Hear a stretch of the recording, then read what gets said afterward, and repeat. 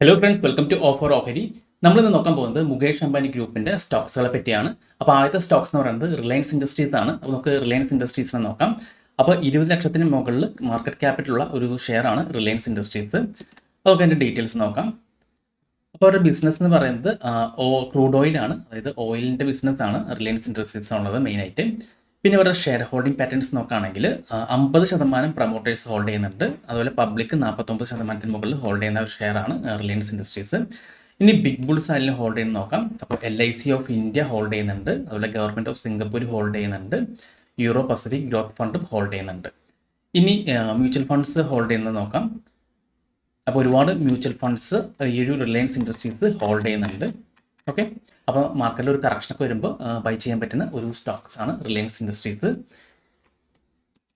ഇനി അടുത്ത സ്റ്റോക്സ് ഉള്ളത് ജിയോ ഫിനാൻഷ്യൽ സർവീസ് ലിമിറ്റഡ് ആണ്. അപ്പോൾ ഇതിൻ്റെ മാർക്കറ്റ് ക്യാപ്പ് വരുന്നത് 2,24,779 കോടി രൂപയാണ് മാർക്കറ്റ് ക്യാപ്പ് വരുന്നത്. ഇതിൽ ഫണ്ടമെൻ്റൽ നോക്കുകയാണെങ്കിൽ ഇത് ഫിനാൻസ് റിലേറ്റഡ് ആയിട്ടുള്ള ബിസിനസ്സാണ്. ഇനി ഇവരുടെ ഷെയർ ഹോൾഡിംഗ് പാറ്റേൺസ് നോക്കുകയാണെങ്കിൽ 47% പ്രൊമോട്ടേഴ്സ് ഹോൾഡ് ചെയ്യുന്നത്, 52% ഇതിന് മുകളിൽ പബ്ലിക്കാണ് ഹോൾഡ് ചെയ്യുന്നത്. ഇനി big bulls LIC of India hold ചെയ്യുന്നുണ്ട്. ഗവൺമെൻറ് ഓഫ് സിംഗപ്പൂർ ഹോൾഡ് ചെയ്യുന്നുണ്ട്. Euro Pacific growth fund hold ചെയ്യുന്നുണ്ട്. മോത്തിലാൽ ഓസ്ഫോർഡ് ഗ്രൂപ്പും ഹോൾഡ് ചെയ്യുന്നുണ്ട്. ഇനി മ്യൂച്വൽ ഫണ്ട് ഹോൾഡിങ്സ് നോക്കുകയാണെങ്കിൽ ഒരുപാട് മ്യൂച്വൽ ഫണ്ട്സും ഹോൾഡ് ചെയ്യുന്ന ഒരു സ്റ്റോക്സാണ് ജിയോ ഫിനാൻഷ്യൽ സർവീസസ്. ഓക്കെ, അപ്പോൾ ഇത് ഫ്യൂച്ചറിൽ നല്ല രീതിയിൽ കയറിപ്പോകാൻ ചാൻസ് ഉള്ള ഒരു സ്റ്റോക്കാണ്. ഇപ്പോൾ ഇതിൻ്റെ റേറ്റ് എന്ന് പറയുന്നത് 353 ആണ്.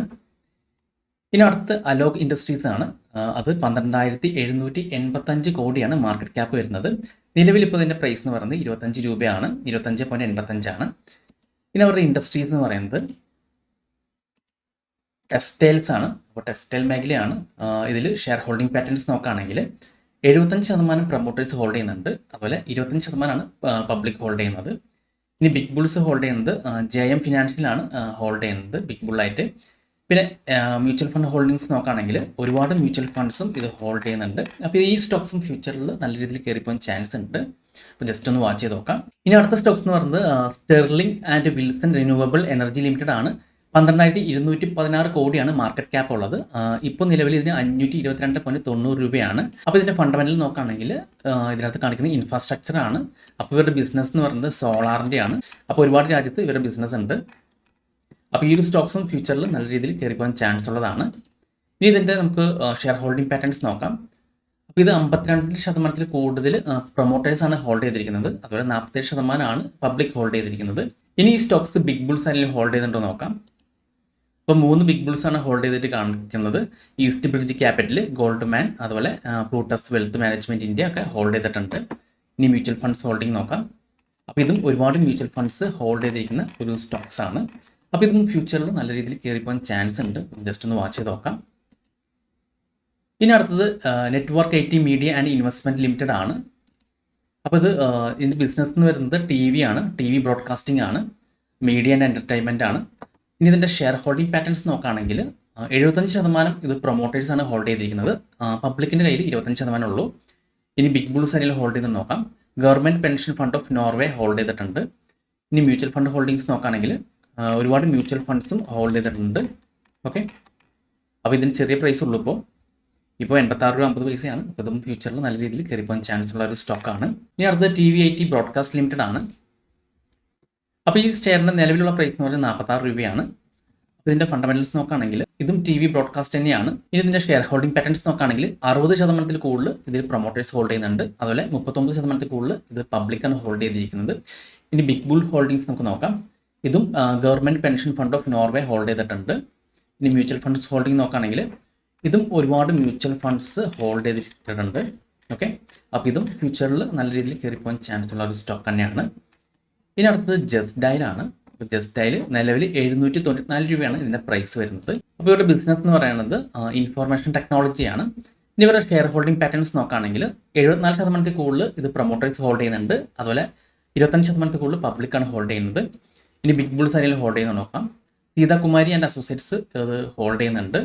പിന്നെ മ്യൂച്വൽ ഫണ്ട് ഹോൾഡിങ്സ് നോക്കുകയാണെങ്കിൽ ഇതും ഒരുപാട് മ്യൂച്വൽ ഫണ്ട്സ് ഹോൾഡ് ചെയ്യുന്ന ഒരു സ്റ്റോക്ക് തന്നെയാണ് ജസ്റ്റ് ഡയൽ. ഓക്കെ, ഇനി അടുത്തത് Hathway cables and Datacom limited ആണ്. ഇത് 19 രൂപ 60 പൈസ ഉള്ളൂ ഇപ്പോൾ ഇതിൻ്റെ പ്രൈസ്. അപ്പോൾ ഇതും ടെലികമ്മ്യൂണിക്കേഷൻ ബേസ് ചെയ്തിട്ടുള്ള ഒരു സ്റ്റോക്കാണ്, ടെലികമ്മ്യൂണിക്കേഷനാണ്. ഇതിൻ്റെ ഷെയർ ഹോൾഡിംഗ് പാറ്റേൺസ് നോക്കുകയാണെങ്കിൽ 75% ഇതും പ്രൊമോട്ടേഴ്സാണ് ഹോൾഡ് ചെയ്യുന്നത്. അതുപോലെ പബ്ലിക്കിൻ്റെ കയ്യിൽ 25% ഉള്ളത്. ഇനി ബിഗ് ബുൾസ് ആരെങ്കിലും ഹോൾഡ് ചെയ്യുന്നത് നോക്കാം.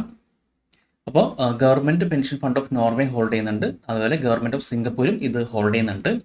ഇനി മ്യൂച്വൽ ഫണ്ട് ഹോൾഡിങ്സ് നോക്കാം. അപ്പോൾ മോത്തിലാൽ ഒസ്വാൾ ഹോൾഡ് ചെയ്യുന്നുണ്ട്. Grow Nifty total market index ഫണ്ടും ഹോൾഡ് ചെയ്യുന്നുണ്ട്. ഇനി അടുത്ത് ഡെൻ നെറ്റ്വർക്ക് ലിമിറ്റഡ് ആണ്. അതിൻ്റെ ഇപ്പോൾ നിലവിലുള്ള പ്രൈസ് എന്ന് പറയുന്നത് 47 രൂപയാണ്. ഇതിൻ്റെ മാർക്കറ്റ് ക്യാപ്പ് വരുന്നത് 2248 കോടി രൂപയാണ്. അപ്പോൾ ഡെൻ നെറ്റ്വർക്ക് അവരുടെ ബിസിനസ് എന്ന് പറയുന്നത് കേബിളാണ്, കേബിൾ നെറ്റ്വർക്കാണ് ഇവരുടെ മെയിനായിട്ടുള്ള ബിസിനസ് വരുന്നത്. ഇനി ഇതിൻ്റെ ഷെയർ ഹോൾഡിംഗ് പാറ്റേൺസ് നോക്കുകയാണെങ്കിൽ 74% കൂടുതൽ പ്രൊമോട്ടേഴ്സാണ് ഹോൾഡ് ചെയ്യുന്നത്. അതുപോലെ പബ്ലിക് ഹോൾഡ് ചെയ്യുന്നത് 25% കൂടുതൽ പബ്ലിക് ഹോൾഡ് ചെയ്യുന്നുണ്ട്. ഇനി ബിഗ് ബുൾസ് ആരെങ്കിലും ഹോൾഡ് ചെയ്ത് നോക്കാം. ഇപ്പോൾ ബിഗ് ബുൾസ് ഈ സ്റ്റോക്ക് ഹോൾഡ് ചെയ്യുന്നില്ല. മ്യൂച്വൽ ഫണ്ട്സ് 2 മ്യൂച്വൽ ഫണ്ട്സാണ് ഹോൾഡ് ചെയ്യുന്നത്. മോത്തിലാൽ ഒസ്വാളും Groww Nifty total market index ഫണ്ടും ഇത് ഹോൾഡ് ചെയ്യുന്നുണ്ട്.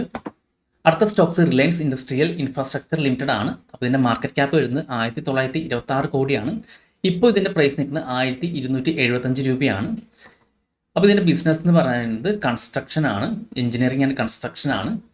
ഇനി ഇതിൻ്റെ ഷെയർ ഹോൾഡിംഗ് പാറ്റേൺസ് നമുക്കൊന്ന് ചെക്ക് ചെയ്യാം. 45% കൂടുതൽ പ്രൊമോട്ടേഴ്സാണ് ഹോൾഡ് ചെയ്യുന്നത്. പബ്ലിക്കിൻ്റെ കയ്യിൽ 54% കൂടുതൽ പബ്ലിക് ഹോൾഡ് ചെയ്യുന്നുണ്ട്.